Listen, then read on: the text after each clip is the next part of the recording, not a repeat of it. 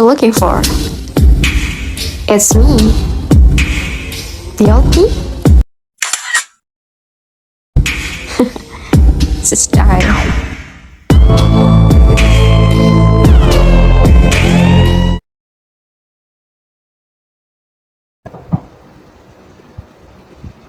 Kapan itu? Sih hidup itu nggak kasih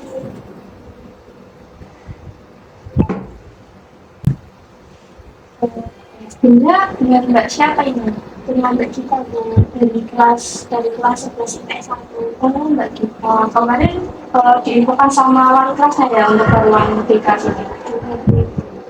Gimana kabarnya mbak kita? Dari aku tadi habis kelas atau dari mana? Tadi kebetulan saya tadi nggak masuk sekolah bu, saya dipanggil ruang wali kelas. Baru hari ini apa udah dari kemarin? Hari ini bu. Biasanya mbak kita berangkat terus kan? Iya itu, ya bagaimana? Biasanya berangkat kok bu. Masih aktif ikut organisasi ekstrakurikuler gitu enggak? Terkadang sih bu, masih aktif ya atau masih jarang-jarang masuk, masih jarang misalkan. Kira-kira mbak kita tahu nggak disuruh ke sini apa ini? Mungkin karena saya ada suatu kesalahan. Jadi di sini mbak kita sama ibu akan melaksanakan konseling. Konseling itu apa sih? Mbak kita udah pernah melaksanakan konseling belum? Jadi konseling itu adalah komunikasi antara konselor dan juga konseling. Di sini konselornya itu ibu dan konselingnya itu mbak kita ya. Nah, dalam proses konseling itu ibu sebagai konselor itu membantu untuk memecahkan masalah yang sedang mbak kita alami. Misalnya mbak kita mungkin ada masalah yang kurang baik atau suasana yang kurang baik yang mbak kita alami.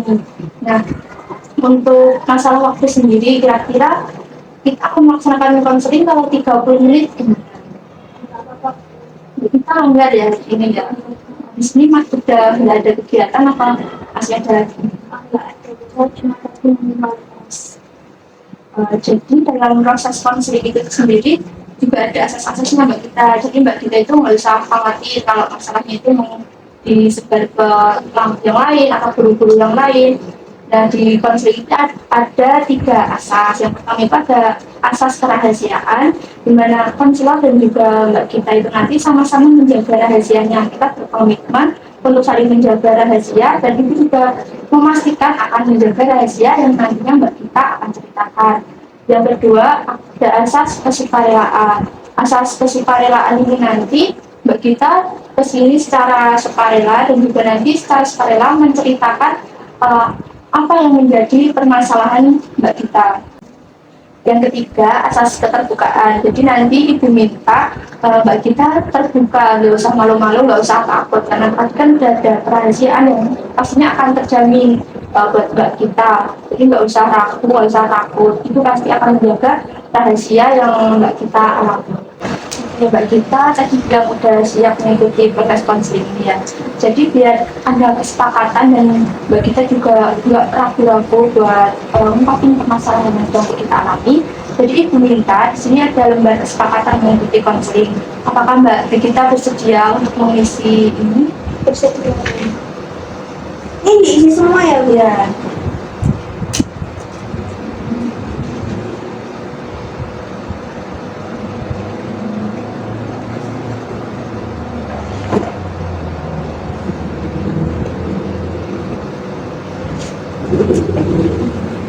Sudah ya mbak di depan.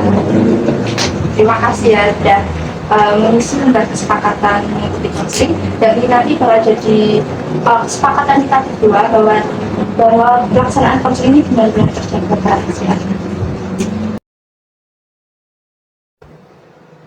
Kemudian apa mbak kita udah siap mau melaksanakan konseling hari ini? Siap. Ini posisi duduknya juga udah enak belum? Agak tegang dikit biasa mereka tegang ya, biar santai gitu. Jadi apa sih yang sedang mbak kita alami atau perasaan yang sedang mengganggu mbak kita akhir-akhir ini apa sampai wali kelas Mbak kita itu juga bilang itu, makanya itu juga sempat kemarin cari datanya Mbak kita ke TU gitu. Sebenarnya masalahnya itu gimana ya, di saya sih kadang masih suka untuk menunda tugas gitu. Tapi nanti kalau saya berpindah, saya tuh kadang merasa ada rasa penyesalan gitu ya tuh. Tapi balik lagi, kadang tuh saya tuh udah keasikan main HP gitu. Jadi saya tuh kalau udah keasikan nggak mau gabung. Jadi terkadang itu ketika saya ngerjain MPK, saya tuh merasa nyesal dan kadang biasa jelek atau memang menunjukkan tugas. Ya, menunda-nunda tugas yang Mbak kita tadi. Iya. Nah, kenapa sih Mbak kita itu kok suka menunda-nunda? Padahal kan mungkin dari dulunya udah ngasih deadline jauh-jauh hari ya. Karena itu sih kadang kadang saya udah capek ya mau pulang sekolah, saya tuh pengennya tuh istirahat, jadi nggak mau kayak gimana ya, ngerjain tuh saya pikir masih nanti saya tunda-tunda lagi, ternyata dapat deadline ya udah saya ngerjain sebisanya, tapi ya saya dapat nilainya ya di bawah KKM gitu. Oke. Mbak Gita tadi kan bilang suka menunda-nunda kegiatan lain untuk mengerjakan, ketika harus mengerjakan tugas itu Mbak kita lakukan secara sengaja atau Mbak kita ya udahlah pikiran Mbak kita aja pengen mainan HP gitu. Secara sengaja Bu. Saya karena merasa deadline-nya masih jauh, jadi saya santai. Mbak Gita saat melakukan aktivitas lain itu, Mbak Gita merasa senang atau gimana? Senang gitu, misalnya senang karena merasa terhibur dengan melihat TikTok atau saya laki-laki ini seperti memang drama Korea seperti dia suka drama Korea, makanya sampai ada lupa waktu dan menjadi tugasnya. Iya gitu. Jadi Bu, dari jelaskan ya, apa yang sedang Mbak kita alami itu namanya prokrastinasi akademik. Jadi Mbak kita itu menunda-nunda buat yang tadi waktunya untuk belajar, mengerjakan tugas, tapi Mbak kita menunda dengan aktivitas lain. Yang aktivitas lainnya itu apa? Mbak kita itu menggunakan waktu itu dengan bermain HP, sosial media, drama Korea, atau TikTok, sampai Mbak kita itu lupa waktu. Dan yang Mbak kita alami itu sampai kita sebenarnya juga udah masakan, tetap masakan, tapi nilainya jadi sampai ditegur sama beberapa wali kelas, juga beberapa guru novel kan. Lalu apa yang Mbak kita pertama kali rasakan ketika Mbak kita itu melakukan aktivitas tersebut sehingga nilainya itu turun? Ya gimana itu kalau saya melihat nilai saya merasa sedih dan bingung kenapa kok diri saya itu seperti ini, saya nggak tahu penyebabnya itu apa. Kemudian bagaimana kelanjutannya Mbak kita, apakah sampai sekarang masih melakukan hal yang sama atau gimana? Nah, kalau jujur aja ya Bu, sekarang saya masih melakukan hal yang sama karena saya bingung perubahan apa yang harus saya lakukan ke depannya. Itu sangat memahami sih apa yang Mbak kita alami. Pasti Mbak kita kan kebingungan udah mau mengerjakan, tapi Mbak kita itu di sisi lain waduh kayaknya lebih menyenangkan mainan HP gitu. Iya betul, kayak gitu. Memang sekali itu banyak sih siswa-siswa yang seperti itu, cuma Mbak kita juga. Tapi Mbak kita harus ingat juga, Mbak kita itu adalah seorang pelajar, dan tugas wajib seorang pelajar adalah apa? Mengerjakan tugas itu. Sekarang itu mau tanya, tujuan Mbak kita itu mau apa? Pasti Mbak kita pengen berubah kan, pengen nilainya bagus lagi, terus pengen. Dan kemudian itu juga mau tanya, adakah waktu-waktu Mbak kita itu Mbak pengen scroll TikTok, mainan HP, dan nonton drama, dan pengen mengerjakan tugas? Adakah waktu-waktu seperti itu? Gimana ya menurut saya jawabnya juga bingung ya, karena saya lebih dominan atau lebih suka untuk main HP daripada kerjakan, jadi saya bingung jawabnya. Jadi nggak ada waktu di mana Mbak kita itu semangat buat ngerjain tugas, semangat buat ngerjain PR. Mungkin ada waktunya, tetapi di saat mepet gitu, jadi kayak hamil 1 atau hamil berapa jam saya kerjakan gitu, mungkin saya lebih semangat untuk. Tetapi pada saat menikah saya juga merasa kayak dosa, saya pengen scroll TikTok lagi gitu. Itu sangat memahami betul apa yang sedang Mbak kita rasakan, kebingungan yang sedang Mbak kita alami. Selain Mbak kita juga pengen nilainya naik, terus juga pengen, tapi kesenangan Mbak Gita itu kayaknya juga satu hal yang sangat penting menurut Mbak Gita. Nah sekarang aku mau tanya, adakah waktu-waktu tertentu di mana Mbak Gita itu tidak ingin melakukan aktivitas yang Mbak Gita senangi, tapi dengan mengerjakan tugas tepat waktu? Saya sebenarnya saat kita saya tuh bekerja sama dengan teman-teman saya atau bekerja kelompok gitu. Teman saya tuh mengasihkan gitu selain menambah hubungan saya sama teman-teman hebat, saya juga bisa mengerjakan tugas. Saya juga tidak kebingungan ketika soalnya susah, saya kan bisa bertanya atau berkonsultasi dengan teman saya. Apa sih yang Mbak Gita rasakan ketika waktu-waktu itu? Saya senang, saya sangat senang ketika saya kumpul-kumpul, terus saya senang ketika jawaban saya salah, kan biasanya kalau saya ngerjain kan ya terkadang nilainya jelek ya Bu. Itu nanti teman saya tuh kayak menegur saya gitu, ini loh ada yang salah. Saya sangat Oke, lalu ibu mau tanya, apa perasaan Mbak Gita ketika permasalahan Mbak Gita itu hilang? Mbak Gita bilang apa itu pengen mengerjakan tugas tapi bersama teman-temannya. iya. Nah itu perasaan Mbak Gita seperti apa? Gimana ya Bu, saya susah deskripsi ini ya, tapi jujur saja saya bingung gitu Bu. Kita masih bingung ya dengan Iya. perasaan Mbak Gita saat permasalahan Mbak Gita itu hilang. Iya. Nah kemudian ibu mau bilang, coba bayangkan ketika Mbak Gita itu tiba-tiba ada mujizat. Nah, permasalahan Mbak Gita itu hilang seketika. Apa yang Mbak Gita rasakan? Ya pasti saya sangat bahagia ya Bu ketika permasalahan tersebut hilang, apalagi perilaku saya yang tidak benar. Mbak Gita tadi kan bilang merasa senang kalau permasalahannya hilang. Iya. Tapi semua itu kan pastinya akan hanya menjadi angan-angan saja atau cuma keinginan Mbak Gita saja apabila Mbak Gita itu tidak melakukan sesuatu untuk mewujudkan keinginan Mbak Gita tadi. Nah, kira-kira apa yang Mbak Gita akan lakukan untuk keinginan Mbak Gita tadi terwujud? Mungkin saya akan bekerja sama dengan teman-teman saya untuk mengerjakan tugas gitu kan, seperti kerja kelompok gitu, tapi mengerjakan sendiri-sendiri. Untuk bekerja sama dengan teman-teman Mbak Gita itu, Mbak Gita akan melakukan apa? Menghubungi temannya kah, atau setelah mendapat tugas Mbak Gita langsung ngajak, ayo langsung ngerjakan di sini gitu. Sepertinya opsi yang kedua ya Bu, untuk mengajak teman-teman saya seperti itu. Lalu apa yang Mbak Gita akan lakukan untuk mewujudkannya tadi? Yaitu saya akan mengajak teman-teman saya ketika ada soal atau tugas untuk mengerjakan bersama-sama. Gimana cara Mbak Gita buat mengajak teman-temannya tadi? Banyak cara ya Bu. Saya punya grup, saya bisa mengajaknya dari situ, atau ketika jam istirahat saya berbicara dengan teman saya, ayo nanti pulang tugas. Bagus sekali ya perencanaan Mbak Gita tadi. Nah, kira-kira Mbak Gita mau melaksanakan merealisasikan keinginan Mbak Gita tadi mulai kapan? Kemungkinan itu mulai minggu depan. Saya akan berusaha untuk berubah dan saya akan berusaha untuk mengajak teman-teman saya.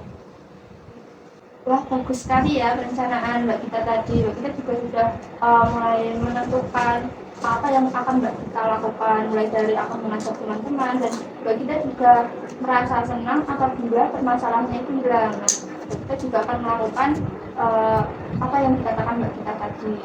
Dan kemudian Ibu punya media ini sebagai untuk melihat sejauh mana ada perubahan ketika Mbak Gita pertama kali datang sampai saat ini selama kita melaksanakan proses konseling.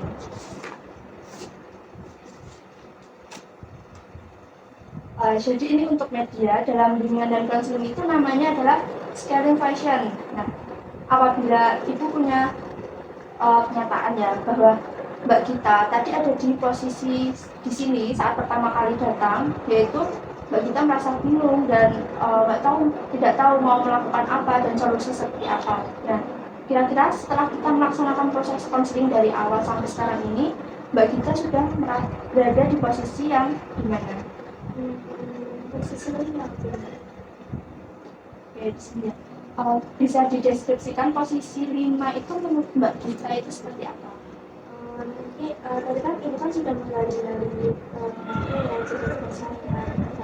Saya tuh satu sisi masih merasa terkadang bingung, tetapi satu sisi saya ingin menyelesaikan masalahnya.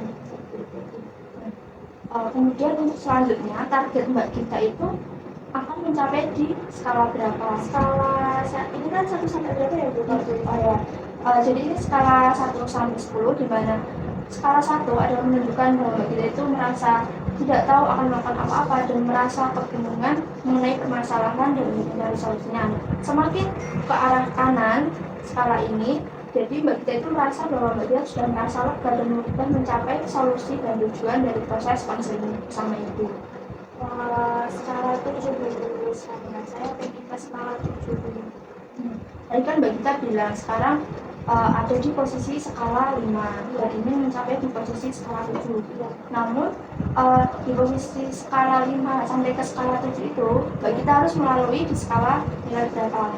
6. Nah, untuk ke skala 7 Mbak Gita harus melewati skala 6. Setiap skala itu tentunya Mbak Gita akan mempunyai target-target yang Mbak Gita inginkan. Nah, untuk melewati kira-kira menurut Mbak Gita skala 6 itu Mbak Gita akan melakukan apa? Saya melakukan perubahan ritme dulu, seperti saya mengurangi waktu untuk sekolah atau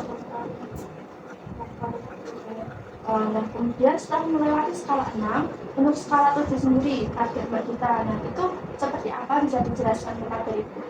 Saya mempunyai target bahwa di skala 7 permasalahan saya itu udah full dan saya sudah bisa membagi waktu. Buat membagi waktu lebih tepatnya, saya sudah bisa memprioritaskan untuk mengerjakan tugas. Mbak Gita tadi kan bilang mau memprioritaskan tugas. Kira-kira dengan cara seperti apa Mbak Gita mau memprioritaskan tugasnya itu? Memprioritaskan tugas dengan cara saya akan sering-sering untuk bekerja sama dengan teman saya dalam melaksanakan tugas atau kerja kelompok. Kira-kira kapan Mbak Gita akan bekerja kelompok? Atau minggu ini, minggu depan, atau mulai besok? Sebenarnya hari ini kan udah ada tugas ya, walaupun saya nggak masuk tapi saya sudah bertanya dengan teman, kemungkinan besok saya sudah akan melakukan kerja kelompok dengan teman saya. Ya, bisa lebih diceritakan lebih lanjut ketika bekerja kelompok itu Mbak Gita apakah akan tetap melakukan aktivitas lain seperti tadi menunda-nunda dengan bermain HP atau akan fokus ketika ada teman-teman? Saya ketika ada teman-teman saya akan fokus, tetapi pada saat di rumah kemungkinan hal tersebut kan terjadi dulu. Jadi saya akan mengerjakan tugas terlebih dahulu dan di rumah menikmati waktu saya. Perencanaan Mbak Gita tadi yang Mbak Gita jelaskan sudah bagus sekali ya, dari rencana awal yang menurut saya adalah menuju perubahan yang Mbak Gita inginkan. Jadi Mbak Gita ingin mulai mengajak teman-temannya bekerja kelompok, mengerjakan tugas bersama-sama dengan teman-teman sepulang sekolah atau setelah mendapatkan tugas itu. Nah, agar Mbak Gita tetap mengerjakan tugas dan tidak menunda-nunda aktivitas dengan bermain HP, kira-kira apa yang akan Mbak Gita pertahankan untuk tidak melakukan hal kesalahan yang sama? Melihat nilai saya yang jelek, karena saya sangat takut jika nilai saya jelek begini itu sebagai catatan saya. Apakah Mbak Gita akan mengevaluasi kesalahan-kesalahan kemarin dan akan sharing dengan teman? Mungkin kalau di rumah kan Mbak Gita mungkin bisa kerja kelompok lewat online atau seperti itu. Mungkin saya akan sharing-sharing kepada teman saya. Saya punya rencana yang belum, nanti kalau misalnya teman-teman saya di waktu itu yang tidak bisa untuk bekerja sama atau kerja kelompok, nanti saya akan berusaha untuk mengerjakan mengerjakan dengan diri saya sendiri, karena kan tidak selamanya saya bersama teman-teman saya. Jadi saya akan berusaha untuk mengerjakan diri sendiri, mengerjakan tugas. Lalu setelah itu mungkin saya akan konsultasi dengan teman saya apakah pekerjaan saya benar, tapi sebelum itu saya mengerjakan diri sendiri. Setelah kita melakukan proses konseling dari awal sampai akhir, banyak sekali ya perubahan dari Mbak Gita, pola itu dari Mbak Gita sendiri, dan dapat Ibu simpulkan juga bahwa Mbak Gita tadi juga sudah menemukan alternatif solusi dari Mbak Gita sendiri, yaitu dengan cara seperti bekerja kelompok dengan teman-teman Mbak Gita sepulang sekolah ataupun juga di rumah bisa melalui online. asalkan itu bersama teman-teman Mbak kita. Karena dengan bersama teman-teman Mbak kita akan merasa bahwa Mbak kita itu semangat untuk mengerjakan dan juga akan lupa untuk melakukan aktivitas yang menyenangkan menurut Mbak kita tadi seperti sekolah kita nonton drakor ataupun mainan HP hingga lupa waktu. Itu merupakan alternatif solusi yang menurut itu sangat bagus sekali untuk Mbak kita. Namun akan lebih baik lagi kita minggu depan nanti kita akan membicarakan apa yang sudah Mbak kita laksanakan sesuai dengan apa yang direncanakan Mbak kita tadi. Nah, kira-kira setelah kita melaksanakan konseling dari awal tadi, apa solusi yang Mbak kita akan lakukan tadi bisa diulangi lagi? Solusi aman saya lakukan, saya akan bekerjasama ketika mendapatkan tugas atau PR dari bersama teman-teman saya akan mengerjakan secara bersama-sama. Bagus sekali ya Mbak kita. Karena waktunya juga sudah sesi konseling pertama ini sudah selesai. Mungkin ada yang mau disampaikan lagi dari Mbak kita. Saya sudah cukup ini. Selanjutnya kita juga akan ada mengagendakan pertemuan kembali ya Mbak kita. Kira-kira Mbak kita dapat bertemu kembali kapan? Mungkin minggu depan hari Selasa bagaimana? Oh boleh, nanti Mbak kita langsung datang pas ini saja di jam yang sama ya, atau setelah istirahat saja tidak apa-apa. Kemudian Ibu minta Mbak kita dapat mengisi lembar kerja peserta didik, lembar dan juga lembar evaluasi hasil yang nantinya akan digunakan untuk Ibu evaluasi dan Mbak kita evaluasi pertemuan selanjutnya.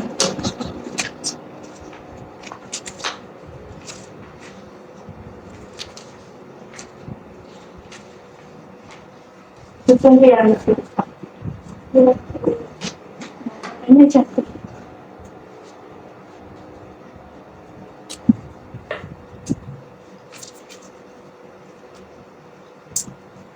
Kalau Mbak kita nggak dinilai tidak, nanti yang itu cuma buat evaluasi proses konseling selanjutnya. Saya istirahat dulu.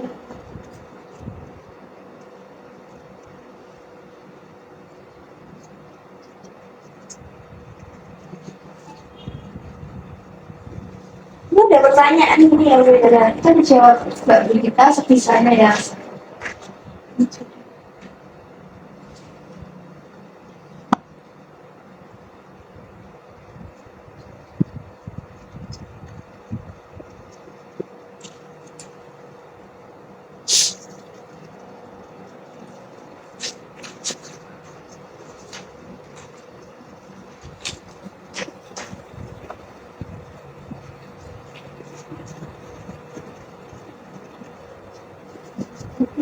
Sudah ya Mbak kita jawabannya, terima kasih. Semoga pertemuan pertama kita nanti dapat bermanfaat buat Mbak kita setelah kita menemukan solusinya tadi, dan semoga segera Mbak kita laksanakan untuk proses konseling ini dapat membantu untuk menuntaskan permasalahan Mbak kita. Kira-kira ada kegiatan lain kan setelah ini? Saya ini mau pulang istirahat. Bisa pulang sekarang dan jangan lupa hati-hati ya Mbak kita. Ya, terima kasih. Saya angkat ya.